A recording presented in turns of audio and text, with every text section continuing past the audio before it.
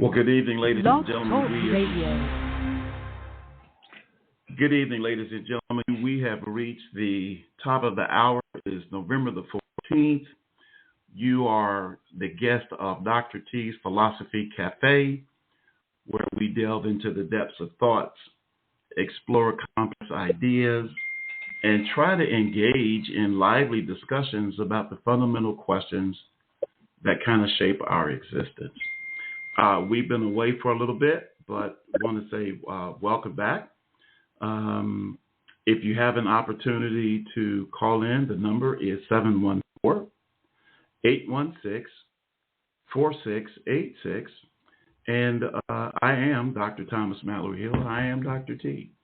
If by chance you are traveling from home, heading to work, this is that type of the day, and I'm glad some of you survived daylight savings time, or I guess you are still surviving daylight saving time. My producer, other compadre, Mary Stanley, is on today. If you have an occasion just to say hello to Mary in your comings and going, that would be sorely appreciated, because she is responsible for our being on the air. And Mary, just say hi if you had a minute.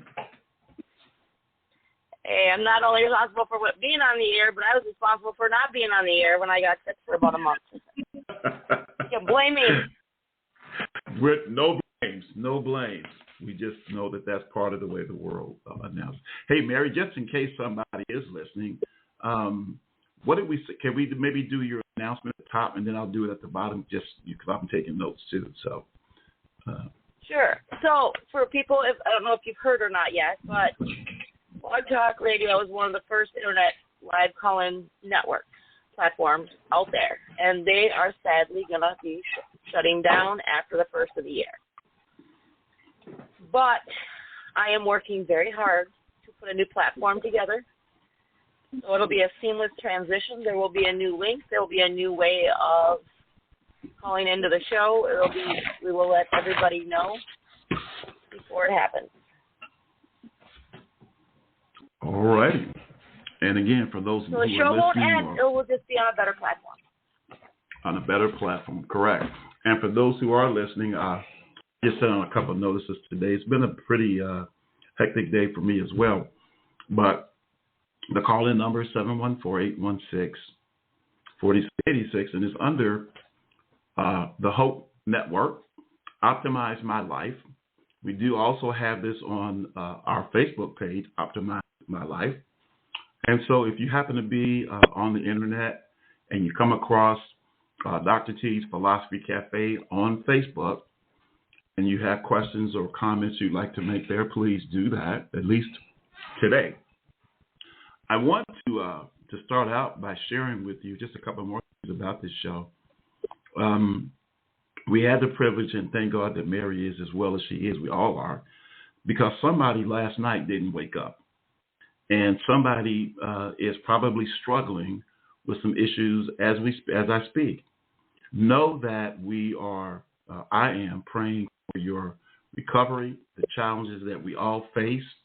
This is not a political show, so we're not going there, but I want to say that everybody has something going on in their lives that causes some distraction, whether you are self-employed, whether you're working for someone, you just got married, you just got divorced, you just lost a family member, doesn't matter. That's life. And we either can succumb to the fears, or we can increase our faith. And when we started this show back a few months ago, back in March, one of the very first topics that we were discussing was about faith and confidence, and in all areas of our lives. Again, Mary is a member of Alignable, as am I. If you are not familiar with alignable.com, you should be. If you are own your own business, you're self-employed or business professional, don't charge anything. I don't. Or you're an affiliate. Or you're an affiliate. There you go, Mary. Thanks for that, because I forget that from time to time. A conversation was had this week. Chuck Casto, who is the PR director on Alignable, has made many opportunities, both for Mary and I, and both of us are ambassadors on Alignable. It is a thankless job. It is something that we volunteer. We choose to do these things. But there was a list of local business people or persons of the year, a contest that was had that Mary and I and so many others, I think at least 5,100 members who are on this platform were local business persons of the year in their local communities, in their business communities. The community that I serve, the alliance that I serve in Naperville, out of the top 50 businesses on the Alignable platform, we were ranked 49. Somebody says rankings don't matter. Yeah, I get that. But until you're one of those communities that were not named, well, when your community is named, there is a sense of, let's call it pride, admiration, and we did that. And so as the number one local business person of the year in Naperville, Illinois, of which I could tout from last year, the contest is going to start this year for January 8th. It's going to run 8 weeks. And basically what we want to share with you is that there were 50 top national winners, but because API, Yahoo Finance was not able to capture all 50 names, they only submitted the top 20 names, of which yours truly, Dr. Hill, was ranked number 19th. And my good friend Sam Rafos in Calgary, Alberta, I hope I'm saying that right, Sam, was ranked 20. And so when you see people who tout that they are a national winner, it's relative to that contest that was had last year. And because Alignable at the time had about 8.7 million members earlier in this year, they say that there are over 9.5 million members on the largest online networking platform for business owners, small business, regardless of whether you're micro or large small business. They were invited, and these members we want to try to give shout outs to and help you prepare for those who are going to go and participate this year. It's for those who are going above and beyond, guiding their peers and basically supporting their communities. I do hear a couple of voices. I want to say welcome to the call. But as we give this announcement out, as I'm giving this announcement out, and I always try to shout out the top 20 because the list is long for 50, and Chuck is going to be trying to augment that for next year. If you're a member of Alignable, you want to touch base with your local ambassadors. And if you don't know, when you type in alignable.com/alliance, and for your local area in the state that you're in, Oregon, Canada, it will bring up the ambassadors and they can assist you with that information about the contest. We've gotten so many friends and so many acquaintances that we've met on Alignable, still even as early as today. If you can participate in your local Smart Connects, please do that. While this show is always... Can I do one quick second? Go right ahead, Mary. I have another huge announcement about that.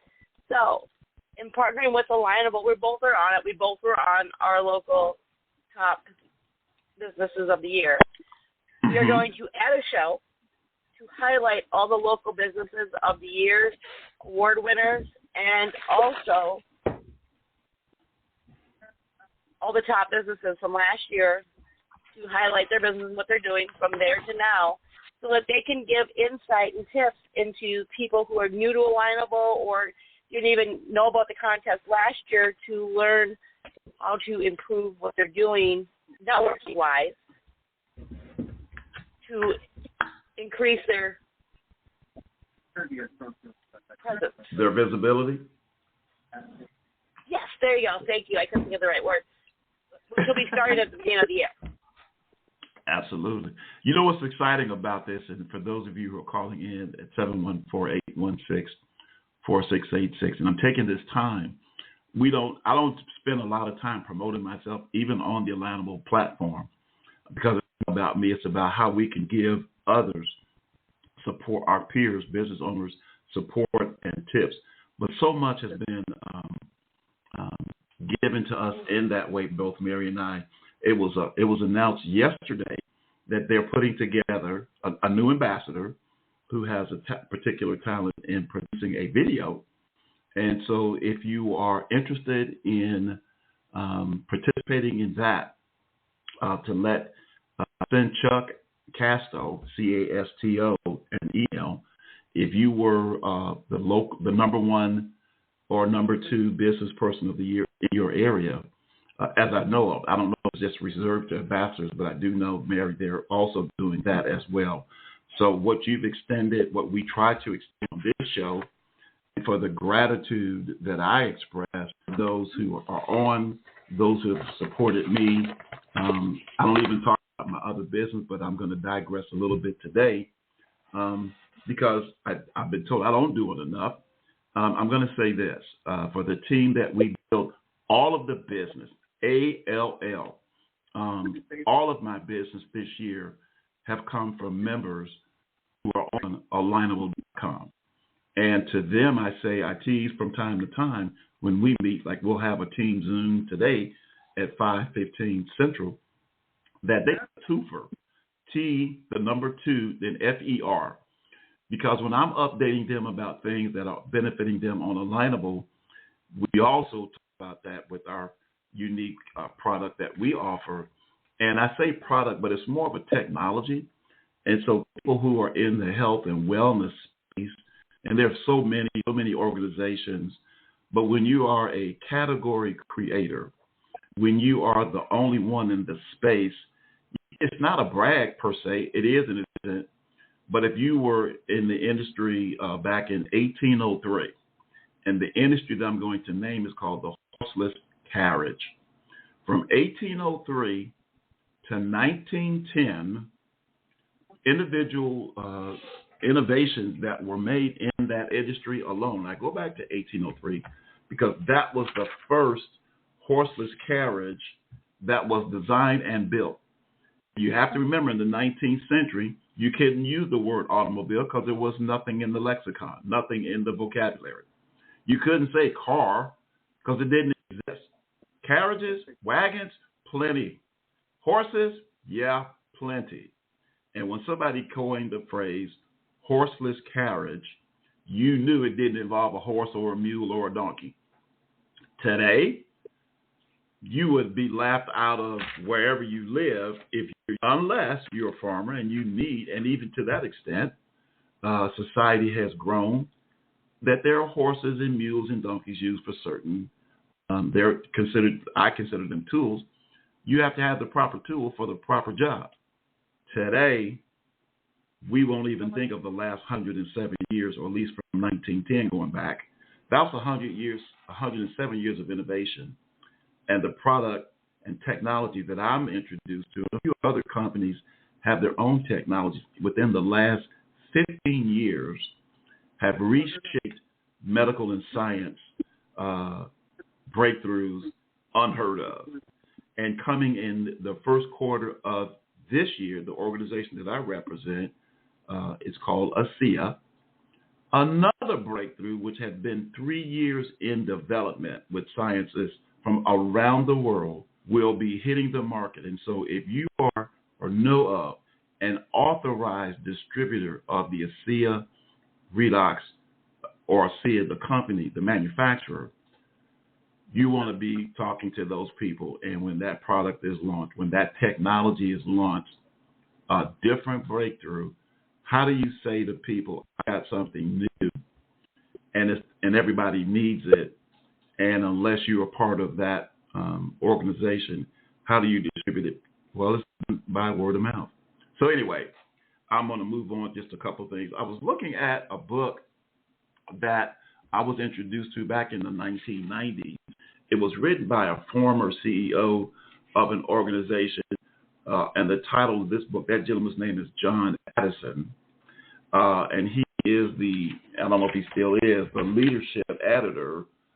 He was the leadership editor of Success Magazine. If you are familiar with Success Magazine, and he was the former co-CEO of Primerica.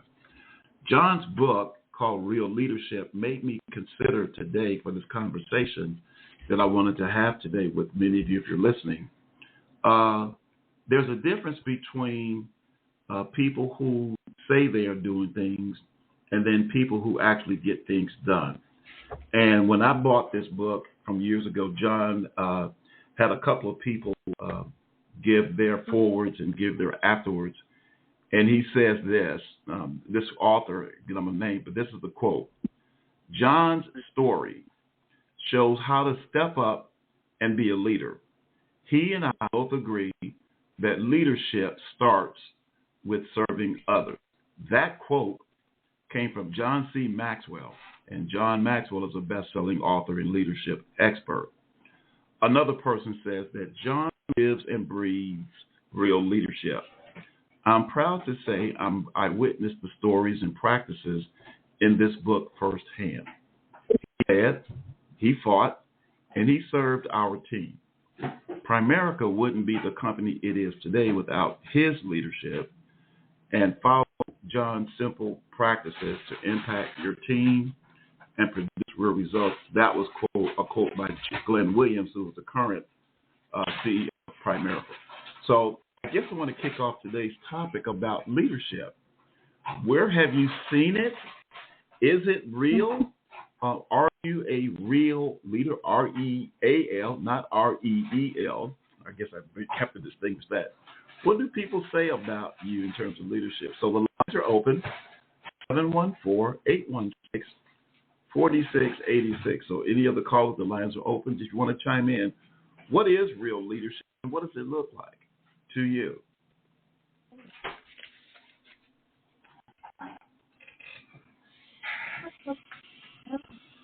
Could you speak up, caller? Go right ahead.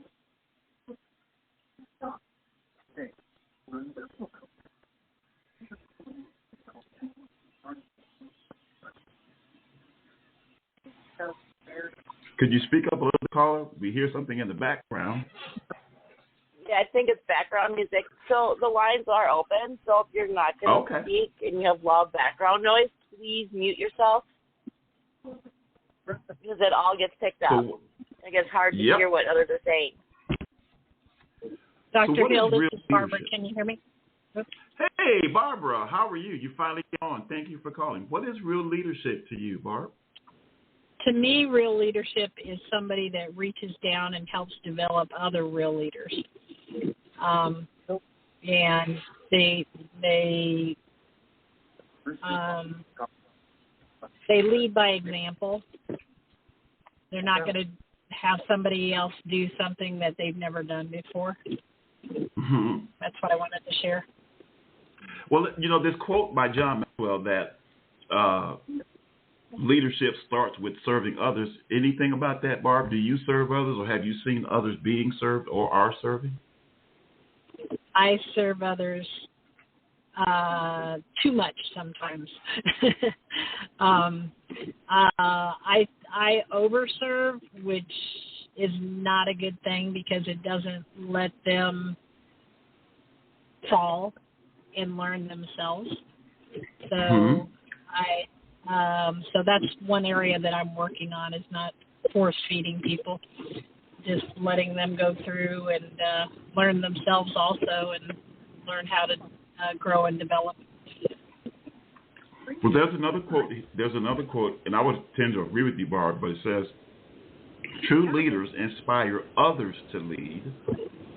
And since John was that kind of a leader, when we do things, we can serve other people almost to their detriment. Is that what you're saying, Barb? That, and I'll use an example, and I'll use this on my team, and I've had this conversation even with myself, and I've done that spiritually. The Apostle Paul said it too, that if you're an infant in Christ, the Apostle Paul described it, and you're not growing into a leadership role, you're not growing. You're an infant who hasn't learned to walk. Would you describe that as a leader? Anybody? Or Barb?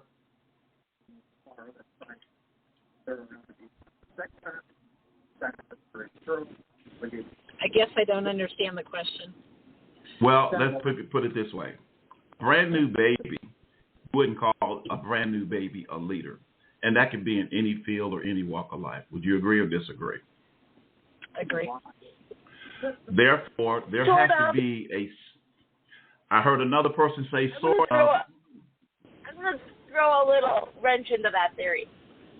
Come on. You don't always think of babies as a leader, but think about that. You have one baby in a nursery surrounded by 20 other babies. That one baby cries, they're all going to cry. You got one kid doing something dumb, a lot of the others are going to follow it.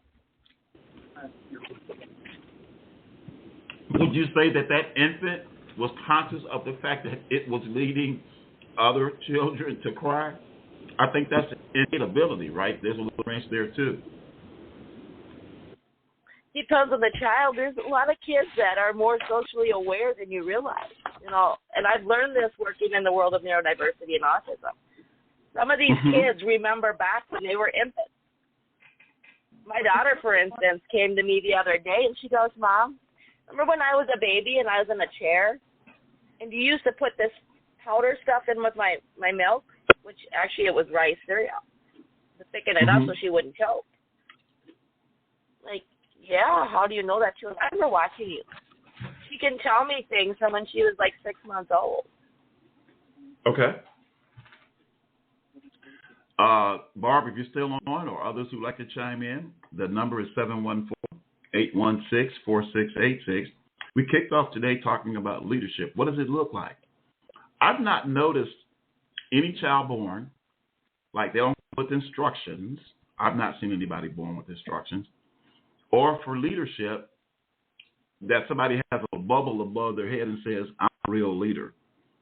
I don't know what real leader looks like. I know what it feels like. I know what leadership invokes in me to even be. But oftentimes, again, I go back to those two F words, not the ones you're thinking about. The one called faith, the other called fear. And you're either feeding the wolf of faith or you're feeding the wolf of fear, and it can be inhibiting to real leadership. And I'm finding, as I went through John's book several years ago and just kind of picked it up to talk about this today, leadership, if there was ever a book that discusses leadership about people, I have a book that I want to share that with you, but has anybody ever read a book just on leadership alone? And how did they get there to write that? How do you think they did that?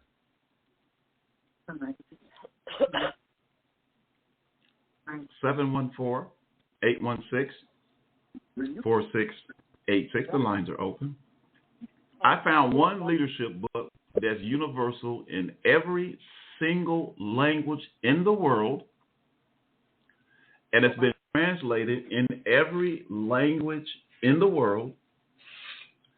And the book is called Proverbs. There are 31 chapters the way they're codified. The author allegedly is, I believe it to be, Solomon, who was, in fact, if you take the biblical account, the wisest man God had ever created. And he gave Solomon this wisdom. And what's also attributed to Solomon, the book of Psalms, is called the Songs of Solomon. You would also find out that he was the author who penned the book of Ecclesiastes. There is much wisdom in those books. And one of the leaders of this organization in Primerica said back in the 80s, if you ever think about leading people and you don't involve the creator, there is something wrong with you. And the you is, we are not the creator, we're the creatures. And since this guidebook in the book of Proverbs, if you read one chapter a day, it's like taking a vitamin pill, some micronutrients to help you in the process of being a better servant leader, because you cannot do everything for your team or your organization. The book of Proverbs is the book written in every language around the world. You can read one a day and be strengthened by character of people, yourself, family, business, almost everything. And if you haven't tried that, I do that. I've done it for years. The book of Proverbs will probably help you negotiate what it means to be a leader and to inspire others to lead. Any other comment on that subject? Yes, I do. Joe, Brooklyn. Hey, Brooklyn Joe. Yeah, well, we need it these days and ages. We need it. That's the book to go to. We need it. It is indeed. Go ahead, Joe. No, that's all I have to say. I mean, that's when you first say leadership, and I'm saying leadership. I don't read no books, but I read the Bible. I was taught the Bible.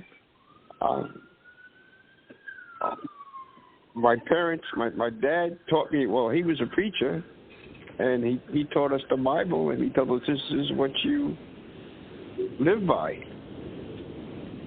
So, and go ahead, Joe. Sorry.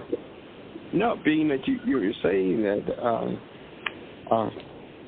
you drift from it sometimes, but in times of dire need, that's the place to go.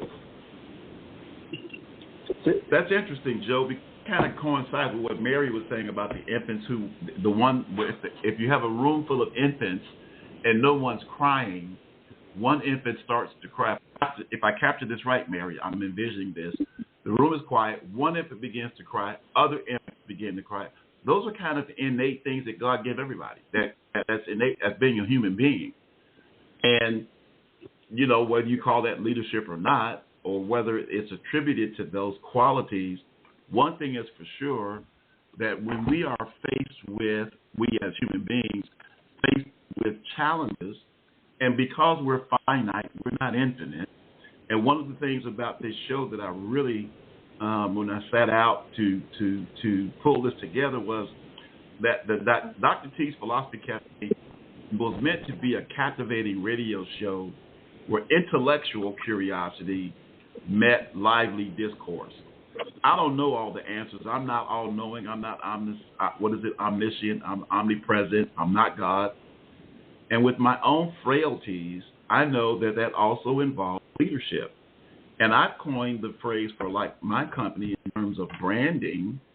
If you're not vulnerable as a leader, you need to get a checkup from the neck up, because there are so many things to running a company, to building a business, to running a business. I know for my case, and following up is the worst thing I could do because I don't do it well. We don't do everything well. And that when you leverage, there's another word I learned today, just read, not just learn, but had it reintroduced, that when you leverage your gifts, your talents, your skill set with other business owners or professionals or other people, you can do a lot more together than you can alone. How about that? Is it easier to just build something by yourself, depending upon, I guess, what your businesses are, versus leveraging that and work with other people? Does that involve leadership, working with other people? The lines are open. Like-minded people become successful. It sounds like you said like-minded people ought to become successful, Joe. Well, yeah, because you're aiming at a certain. Let's put it this way: all of us. Well, Joe, can you speak into the microphone? Because we're having a hard time hearing you. Well, let somebody else with the water. You hear water running, right?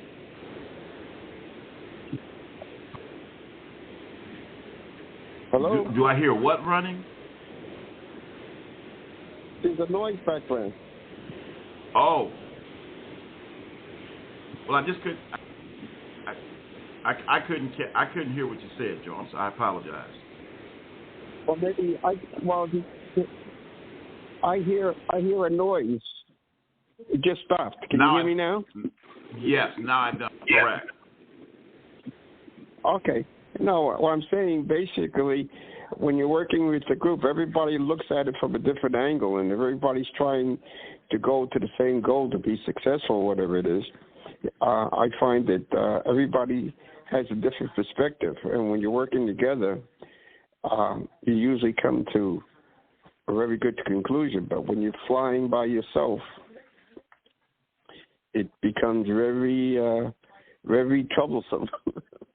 Okay. When it comes to doing things that you want to do, it becomes very, very troublesome. Yeah. But, a few months ago, we discussed a book called 212 Degrees. And at 211 degrees, water does not boil. But at 212, water boils. It's that 1 degree that makes a difference. And what you just said, and in that book, there was an example in what you just said, Joe, made me trigger this, that in an auto racing, when one car is obviously braking, and I'm going to say this correctly, but it's breaking the wind, it's breaking a barrier of the air around that vehicle, but another vehicle can pull right beside it. I understand they call it drafting. You're actually taken with the other vehicle as it's leading, right?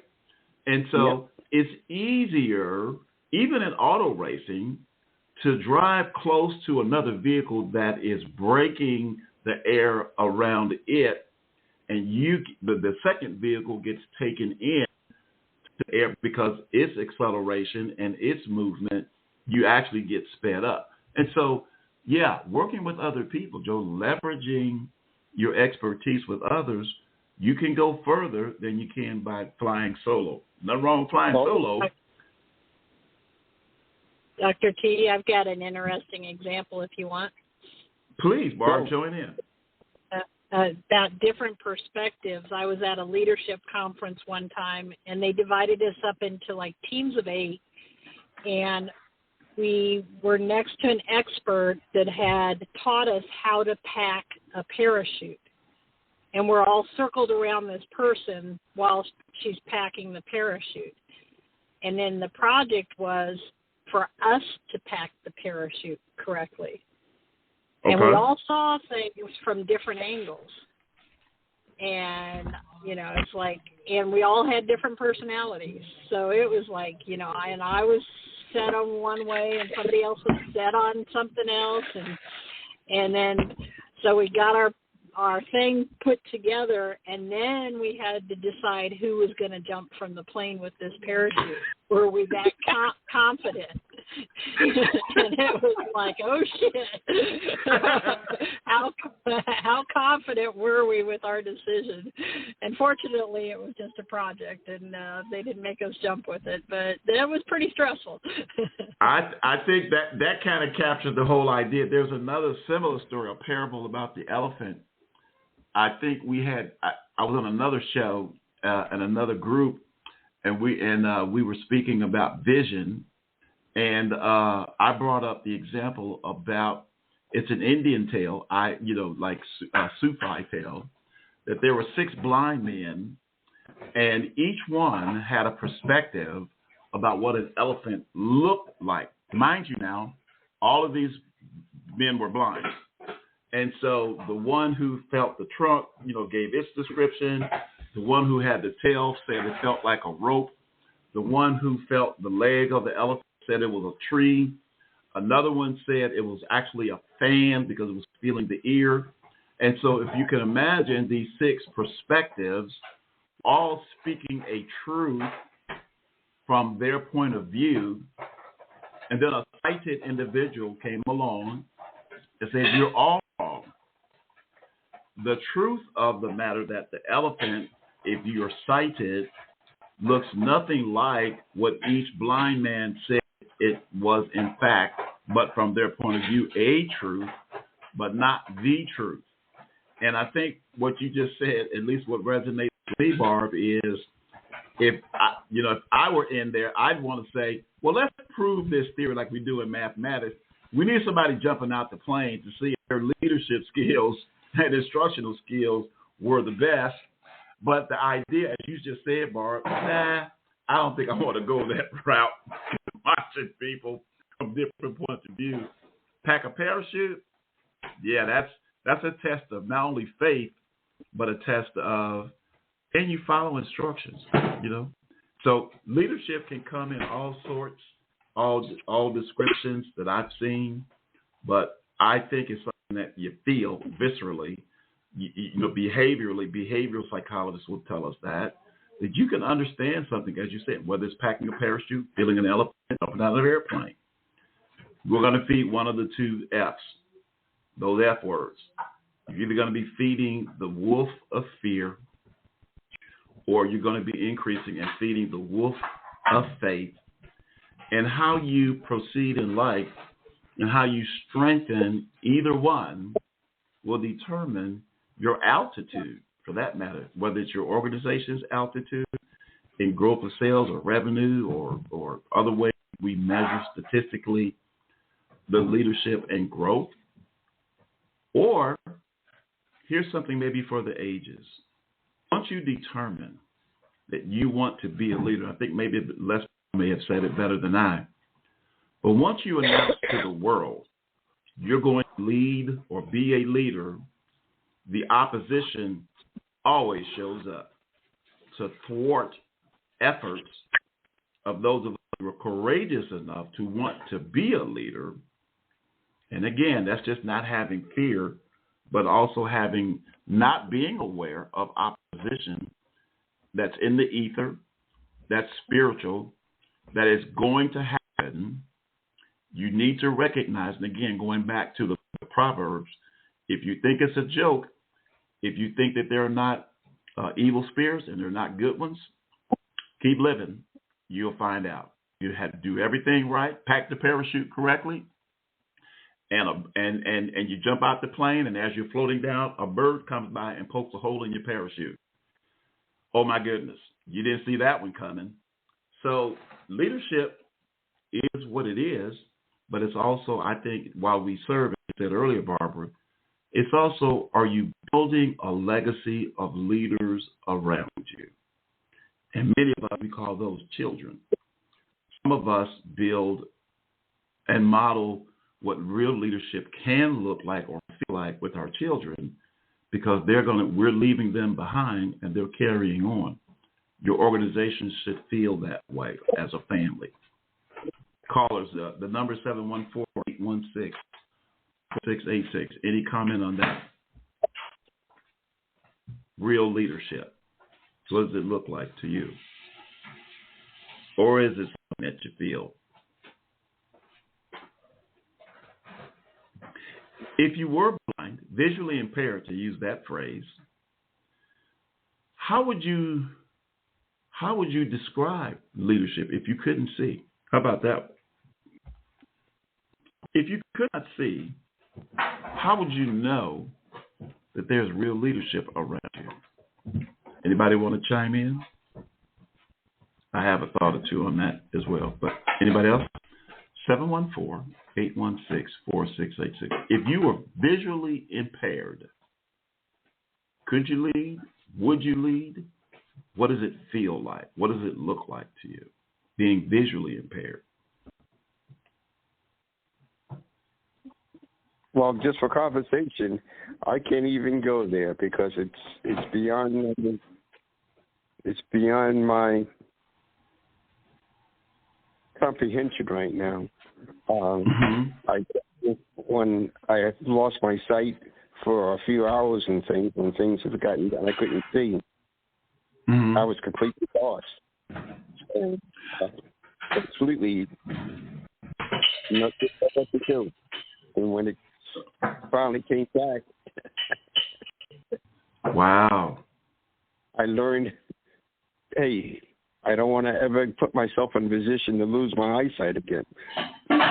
So, well, and for those who have lost their eyesight, Joe, as you just said, you have to rely on your other senses. Well, even what I realized, what I realized, like people like Stevie Wonder or people that are blind, when something is lacking, you are giving another sense of something extraordinary. Yes. And you become very, very cognizant of everything around you. Yes, I agree, Joe. The smell. The smell is, they can tell you, a blind person can tell you when a certain person walks in the room just by smelling the perfume, and you would never know it. That's correct. Or when a certain person walks in the room, they can hear and can tell by the way they walk who it is. Mm-hmm. Because we have all our senses, we don't realize it. But I've been around blind people, and it's really noticeable. They would tell me who's coming. Like, how do you know that? All of a sudden, boom, there's somebody. And I never forget what brings to light right now. I have a young man that is paralyzed from the neck down. And he is able to do with chopsticks in his mouth what none of us could do. He can type in the typewriter. He can on the telephone, all from his hospital bed. It blew my mind what this paralyzed young man could do. It just, it gave me another perspective on life. I guess that's the reason why I'm still around. Because I appreciate. It's interesting, Joe. The segue, let me interrupt you if you don't mind, but the segue is you'll find those things in the book of Proverbs. I kid you not, there are senses that we all have, but as leaders, if we were to transliterate it, just transfer that, what you just said, Joe, thinking about people that you serve, that if you have visually impaired people or people who are physically adaptive, and Mary's favorite word that she shared with me about being neurodiverse, everybody has something. Every human being has something of value. And I think real leadership, real, R-E-A-L, not R-E-E-L, the optics are we do the things that cause us to heighten our own individual senses and sensitivities to those around us, and then to inspire, encourage, motivate, help lead, coach, guide, mentor those, if they have a desire. There's a saying that you couldn't push a rope and you can't make a pig sing, but you can put lipstick on the pig to make it look better. But when you're talking about how do you help others who want to versus those who don't want to, I think, what's this gentleman's name? Eric Worre has a 3-letter phrase that he uses, not letters, 3 words that he uses. And I'm going to say you can fold it into leadership. If you're not hungry, if you're not willing, and you're not coachable, those 3 words carry so much gravity within them when it comes to leadership. And going back to Barb's example about the parachute, if you can find those 3 qualities, tendencies, things in another, then they'll pack the parachute correctly. They'll follow. They're willing. They're coachable. And you don't have to worry or doubt or fear it not opening correctly. But again, I just add, there are some esoteric, there are some, what's the other word? Epistemological ways, existential ways, metaphysics, things beyond ourselves that delve into what's infinite, where God lives, where spirit lives, where vibration lives, where waves live, frequency lives, that each of us vibrate in these spaces, both physically and in disembodied ways. Our intuition, they make us move. They make us do things. And when we can embrace other people's gifts and their sensitivities, as you mentioned earlier, I think those are qualities that we find. And I know when I wrote my dissertation, it was very similar to this. But when I wrote this back in 2013, just because people have titles or there are names of people in organizations, leadership, in my opinion, that I wrote for my little 2 cents to add to the literature, says don't look at titles. When you look at people and you look at their gifts, leadership comes in all shapes and sizes. It comes in all genders. It comes from all cultures. And if you decide to, I don't even want to say prejudge, but if you look at what's the saying about you can't judge a book by its cover? If a person, as you said, Joe, with the chopsticks, if you discounted he or she, and just because you can't use them, but others do, you are living beneath your dignity, because the greatest asset any organization has is its people. And when you have a heart for serving, as John Addison's book pointed out, and John Maxwell pointed out, that those who are and recognize they came to serve as Christ did, not to be served, leadership comes from all different directions, shapes, and sizes. The number is 714-816-4686. We're like 3/4 of the way through our broadcast today. And for those of you who have joined us, or are you coming in on the tail end of this recording, hopefully I'll put it out as soon as I can. One of the things is that Blog Talk Radio, as we know it today, on the 31st of January, 2025, will have its last hurrah. And so while the Hope Foundation, Mary Stanley's efforts here at Optimize My Life, Hometown Heroes, and various other shows that have utilized blogtalkradio.com, will switch to a different platform. And so for you who have been with me this year, I want to thank you for your efforts in tuning in. I find it difficult to make it totally self-promotional. But again, for those top 20 winners, I want to just kind of read their names so we have it as a matter of record. And starting from the bottom up, Sam Rafos from Calgary, Alberta, Canada, myself, Leslie Jean-Baptiste from Lawrenceville, Georgia, Jason Integrity from Charlotte, North Carolina, James Clemens and Maria Worth, James being from Panama City Beach, Florida, Maria Worth, Funtown, Pennsylvania, were number 16. The number 15th person was Paul Finkelstein out of Delray Beach, Florida. The 14th person was Amberly Shreve from Clarksville, Maryland. Number 13 was Karen Ferrilio from Collegeville, Pennsylvania. Tied for 12th place was Sherry Pedroli from Santa Rosa, California, and Dr. Mary Welsh from Warren, Michigan.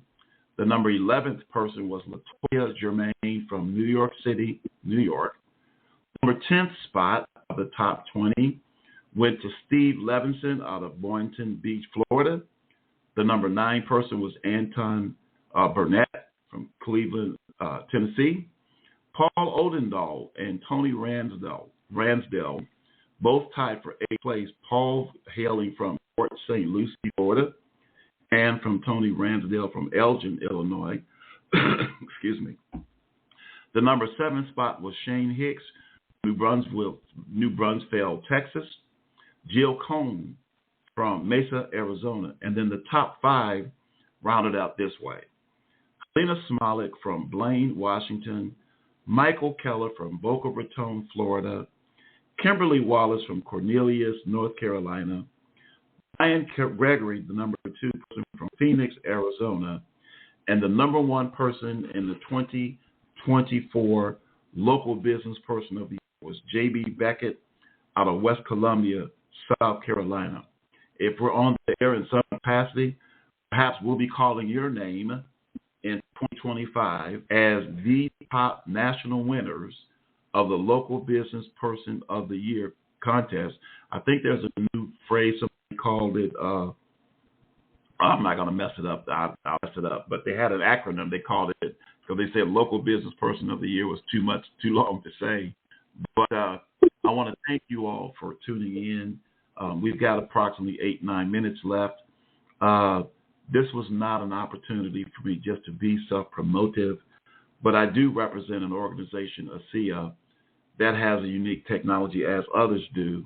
And if, as we go forward, we can spend some time giving your organization or your team or people a shout out, I'll have a mechanism and a way for you to do that with me, to send that information to me, make your, I hate to say pitch, but give us 75 or 80 words for 30 seconds that we can shout out your business. We'll do that going forward, and hopefully we will find other ways and means to support you.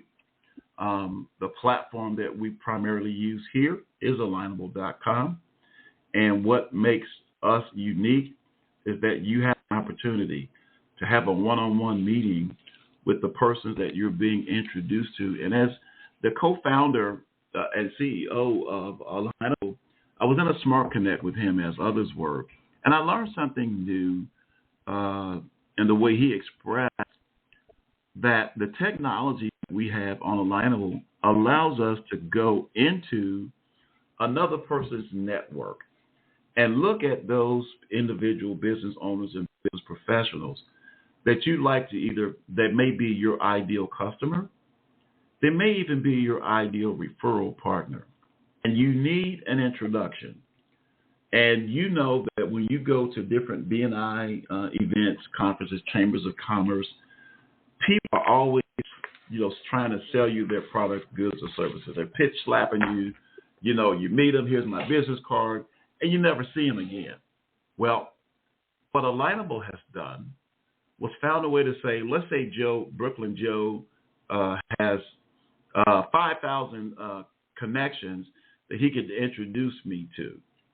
Well, by him introducing himself to me to say, hey, well, Dr. Hill, you have some people who are ideal customers in my industry. Would you mind introducing me to them? The answer on Alignable is absolutely not. We would love to be able to do that. At least I would. There are some who don't. There are some who focus on that financial transaction. But I guarantee you, if I'm incorrect, we all do business by referral, and we all do business with those who we know, like, and trust. And when it comes to referring people to whether it's a good movie, a good book, as I've just mentioned today, a radio station, a television, we all refer people. And in that industry known as network marketing, the profession as an industry, indirect sales, referral marketing is the way to do this. And it cuts costs from organizations big and small because you're not carrying all of the inventory and all of those kinds of things. I hope you guys can hear me. I just got a message that said it was unmuted. So the number to Dr. T's Philosphy Cafe on blogtalkradio.com through the Hope Network is 714-816-4686. I'm sorry we don't have music to entertain you because that's not what this is. This is just a conversation, as I said, to unravel the mysteries of the universe and expose those intellectually who are curious to have lively discourse. I want to thank you all for being on with us today. If you're driving home or on the way, to and or from work, that you found this useful, the conversation today, the topic about real leadership, and that you have a takeaway that you could share with others. Perhaps somebody else is wrestling with that same kind of question. And so these intricacies of moral dilemmas that many of us find ourselves pondering, the nature of itself, well, you can express that on Dr. T's Philosphy Cafe. That's what the platform is for, to give us some thought-provoking dialogue and some meaningful insights. Any last words for Mary or Joe or Barbara or any other caller?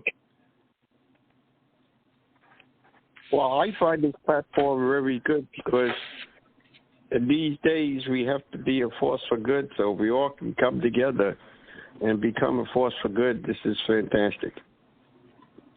Thank you, Joe. Mary, any last words for you if you're still with us? I know you had to leave a little earlier. I'm still with you. All right. There she is. So it's not an if we're going to be on a new platform. We will be on a new platform. Which one? I'm not 100% yet. But we will be on a new platform. We'll be back. I mean, we will be a seamless transition. But we will have all the information long before we transition so that other listeners will know where to go. Okay. And for those who are listening on the ASEA Redox team, we will be with you at 5:15 today. So you should have already received that information via a private link and its password. And Mary, I'm going to sign off a little early so I can get ready for that show and for that event. And I want to thank you all and for participating today. And I'm going to go ahead and sign off, Mary. All right. Good night. All right. Good night, everybody.